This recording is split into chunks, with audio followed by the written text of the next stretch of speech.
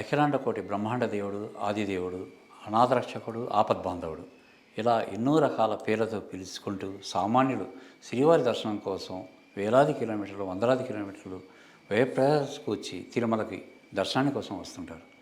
అక్కడికి వచ్చి శ్రీవారిని ఒక్క క్షణం పాటు తనివి తీరా దర్శించుకుంటే తమ కష్టాలు దూరం అవుతాయన్న తపనతోటి, ఆశతోటి అక్కడికి వస్తారు. కానీ అక్కడ జరిగేది ఏమిటి? వాస్తవాలు పరిశీలిస్తే చాలా విడ్డూరంగా ఉంటుంది.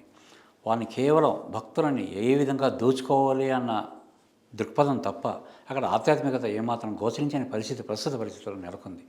ఒకప్పుడు సుమారుగా ఒక 20-30 సంవత్సరాల క్రితం శ్రీవారి దర్శనం కోసం వచ్చినప్పుడు ఆధ్యాత్మికత కనిపించేది. ఇటీవల కాలంలో మనం పరిశీలిస్తే అలాంటి పరిస్థితులు అక్కడ కనిపించడం లేదు. తిరుమలలో అడుగుపెట్టిన దగ్గర నుండి తిరిగి మళ్ళీ రైల్వే స్టేషన్ కానీ బస్ స్టాండ్ కానీ వెళ్ళే వరకు ఒక్కసారి భక్తులు వెనుదిరిగి ఆలోచిస్తే తాను ఏ విధంగా దోపిడీకి గురయ్యడం అన్నది అతనికి అర్థమవుతుంది.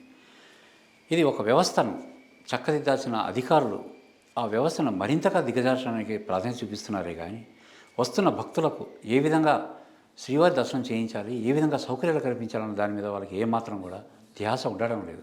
ఇక్కడ 2 కారణాలు మనకు స్పష్టంగా కనిపిస్తున్నాయి. ఒకటి రాజకీయాలు, మరోపక్క అధికారులు. అధికార యంత్రాంగం వాళ్ళు చేయాల్సిన పని ఒక నిబంధనను, ఒక వ్యవస్థను, ఆధ్యాత్మిక చింతనను ఎలా కల్పించాలని ఉందో దాన్ని అమలుపరచడాన్ని పక్కన పెట్టి తమ స్వప్రయోజనాల కోసం, తమ అధికార చలాయించడం కోసం వాళ్ళు ఎక్కువగా తపన చూపిస్తున్నారు. మరోపక్క రాజకీయ నాయకులు తమకు సంబంధించిన వారిని తీసుకువెళ్ళి ప్రత్యేకంగా దర్శనాలు చేయించడం, సామాన్యులను ఇబ్బంది పరచడం కంటే ఎక్కువ ఆలోచన వాళ్ళు చేయలేకపోతున్నారు.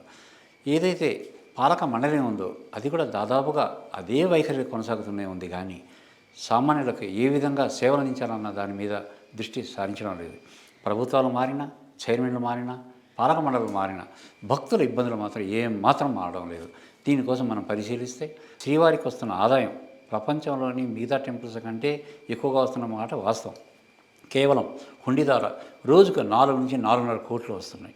ఇది కాకుండా ప్రత్యేక దర్శనాలు దాని ద్వారా మరో 2-3 కోట్లు వస్తున్నాయి. ఇవి కాకుండా దాతలు ఒక్కొక్కసారి దాతలు 10 కోట్లు ఇచ్చిన సందర్భాలు కూడా ఉన్నాయి. నెలకి సుమారుగా సగటున పరిశీలిస్తే గత 3 ఏళ్ళుగా పరిశీలిస్తే సగటున ప్రతి నెల 10 నుంచి 20 కోట్లు దాతల ద్వారా వస్తుంది. ఇది కాకుండా వేరే విధంగా వాణిజ్య కేంద్రాలు, వ్యాపార కేంద్రాలు, పన్నుల ద్వారా దాని ద్వారా ప్రభుత్వానికి తిరుమల తిరుపతి దేవస్థానానికి వస్తున్న ఆదాయం గణనీయంగా పెరుగుతుంది. ప్రతి ఏటా పెరుగుతుంది. భక్తులకు ఇన్ని కోట్లు వస్తున్నప్పటికీ అంటే సుమారుగా నెలకు మనం లెక్కలేస్తే సుమారుగా 120 నుంచి 170 కోట్లు ఆదాయం వస్తున్నప్పుడు భక్తులకు ఏ విధమైన సౌకర్యాలు అందిస్తున్నారు ఒక్కసారి ఆలోచిద్దాం. ఒక్క అన్నదాన పథకం, ప్రసాదం తప్ప ఆనాడు మహానుభావుడు ఎన్టీ రామారావు ప్రవేశపెట్టిన అన్నదాన పథకం మాత్రమే ప్రసాదములుగా భక్తులు స్వీకరిస్తున్నారు. అది కొంతవరకు కాదు, చాలా వరకు భక్తులకి అండగా ఉంది. ఈ మధ్యకాలంలో నాణ్యత తగ్గించి నాణ్యత లేని బియ్యం పెట్టడం, పాడైపోయిన కూరగాయలు పెట్టడం వంటి ఘటనలు ఈ మధ్యకాలంలో చోటు చేసుకున్నాయి. ప్రస్తుతం దాంట్లో కొంత మార్పు తీసుకొచ్చారు. కొత్త పాలక మండలి వచ్చిన తర్వాత అన్నప్రసాదం ఏదైతే ఉందో దాన్ని నాణ్యతగా ఇవ్వగలుగుతున్నారు. ఇది తప్ప దర్శనం చేసిన వారికి లడ్డు, ఇవి 2 మాత్రమే మన భక్తులకి అందే సౌకర్యాలు. భక్తులు అక్కడికి వెళ్ళిన తర్వాత వసతి ఉండడానికి గదులు కానీ, దేవుని దర్శించుకోవడానికి కానీ, తలనీలాలు సమర్పించుకునే కళ్యాణ కట్టలు కానీ ఏదైనా సరే పూర్తిగా అన్ని వ్యాపార వాణిజ్య కేంద్రంగా మారి ప్రతి చోట దోపిడీకి గురవుతున్నాడు. సామాన్యుడు తన కోరుకున్న కోరికలు దేవుడి ముందు అడగడం కంటే తన పడుతున్న బాధల నుంచి ఎలాగ తిరుమల నుంచి బయటపడాలా అన్న దాని మీద ఎక్కువగా దృష్టి కేంద్రీకరిస్తున్నాడు. తిరుమలలో నిత్యం దేవుడి దర్శనం చేసుకుంటున్న వాళ్ళు మినిమం కనీస స్థాయిలో 60,000కు తగ్గడం లేదు. 60,000 నుంచి ఒక్కొక్కసారి 80,000-90,000 కూడా రావడం జరుగుతుంది.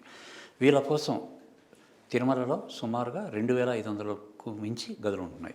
అది 100 రూపాయల నుంచి 2,000, 3,000, 4,000 కూడా ఉంటున్నాయి. సుమారుగా 25,000 మంది, 25,000 నుంచి 30,000 మంది అక్కడ వసతి సౌకర్యం కల్పిస్తున్నారు. ఇది కాకుండా అనేక రకాలైనటువంటి కొన్ని ఏర్పాటు చేయడం ద్వారా భక్తులు గదిలోకి వెళ్లకుండానే డార్మెటరీస్ దాంట్లో వాళ్ళు రెస్ట్ తీసుకొని దేవుడి దర్శనం చేసుకుని వెళ్ళిపోయే సౌకర్యాలు ఉంటాయి.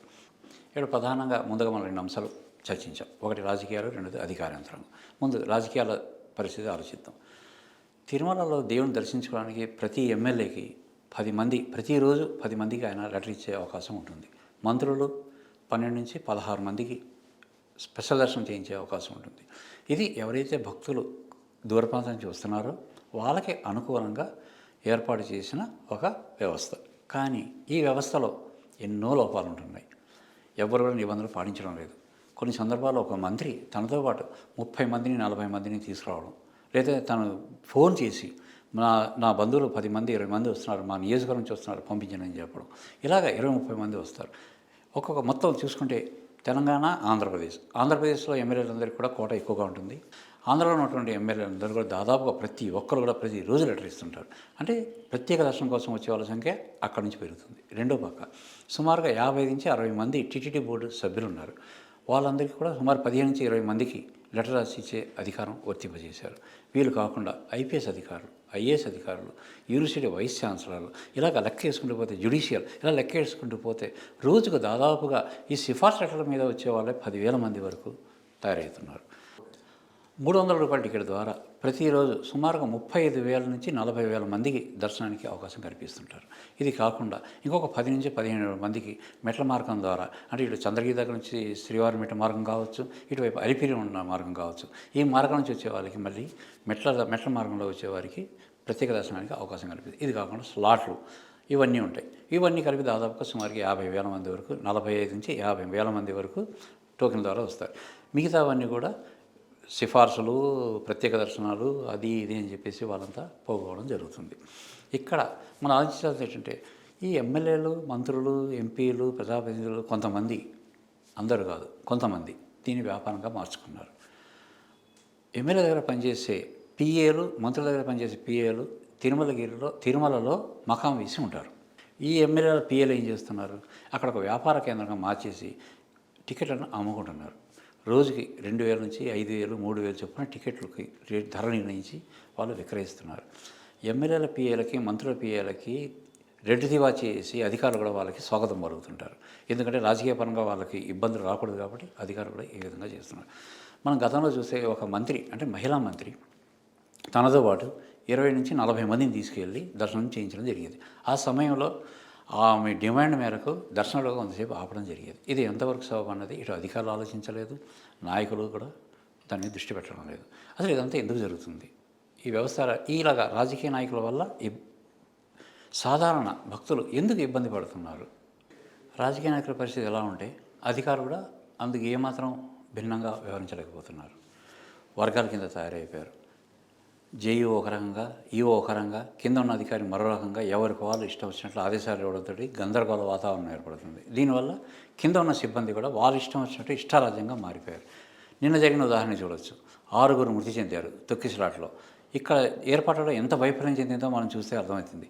ఈ వైఫల్యానికి కారణం ప్రధానంగా అధికారులు మాత్రమే బాధ్యత వహించాల్సి ఉంటుంది. ఎందుకంటే రాజకీయ నాయకులు వాళ్ళు సిఫార్సు చేస్తారు, ఏమైనా చేయొచ్చు, కానీ చట్టపరంగా అధికారులు, ఐఏఎస్ అధికారులు కానీ, ఐపీఎస్ అధికారులు కానీ, లేదంటే టీటీడీ బోర్డులో ఉన్నటువంటి అధికారులు కానీ వాళ్ళు వాళ్ళ పనులు నిర్వర్తించాలి. నిన్న సంఘటన మనం ఒక్కసారి పరిశీలిస్తే, రాత్రి టికెట్లు తీసే కౌంటర్ల కోసం తెల్లవారున 5:30 గంటలకు ఒక స్కూల్ గ్రౌండ్లో వేలాది మంది భక్తులను పంపించడం జరిగింది. పంపించిన తర్వాత అక్కడ జరిగింది ప్రధాన కారణంగా వేరు కారణాలు చెప్తున్నప్పటికీ, ఎవరైతే ఆ పాయింట్లో ఉన్నారో వాళ్ళు మాట్లాడిన మాటలను బట్టి మనకు అందుతున్న సాక్ష్యం ఏంటంటే, ఒక పోలీసు అధికారులు కొంతమంది లోపలికి పోయి వాళ్ళు టికెట్లు తీసుకురావడం గమనించిన తర్వాత ఒక్కసారిగా భక్తుల్లో ఆందోళన మొదలైంది. అరే, టికెట్లు బయటికి వెళ్ళిపోతున్నాయి, మాకు రావడం లేదన్న ఆందోళన అక్కడ చర్చగా మారింది. ఇదే సమయంలో కొద్దిగా తలుపు తీయడంతో ఒకేసారిగా భక్తులంతా చూసుకొని రావడం, ఆ తూపులాట్లో ఎవరైతే ముందున్నారో వాళ్ళు పడిపోతే వాళ్ళ మీద తొక్కుకుంటూ పరిగెత్తడంతో 6 చనిపోయారు, 52 మంది గాయాలయ్యాయి. వాళ్ళలో ఇంకా 4 పరిస్థితి ఇంకా విషమంగానే ఉంది. ఇలాంటి పరిస్థితి రావడానికి కారణం ప్రధానంగా మనం ఆలోచిస్తే సమన్వయ లోపం. సరిగ్గా అధికారులు ఒక ప్లానింగ్ లేదు, ఎంతమంది భక్తులు వస్తున్నారనేది తెలియడం లేదు. పవన్ కళ్యాణ్ విషయానికి వస్తే ఆయన కరెక్ట్గా మాట్లాడారు.